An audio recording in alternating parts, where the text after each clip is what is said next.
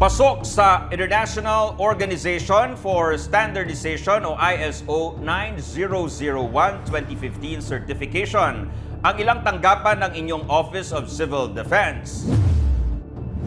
Tulad ng Office of Civil Defense Central Luzon na nakalusot sa Stage 2 audit noong May 2021 na isinagawa ng auditors mula sa TUV Nord Philippines Incorporated.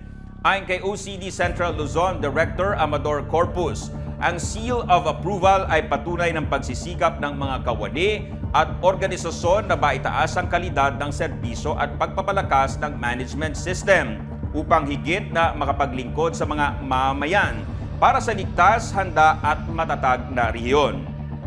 Pasok din ang OCD Western Visayas na nakakuha rin ng ISO 9001-2015 certification.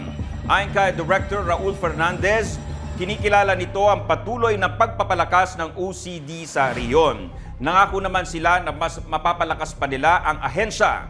Maging ang Office of Civil Defense Caraga at Government Command and Control Center ay nakakuha rin ng ISO 9001-2015 certification.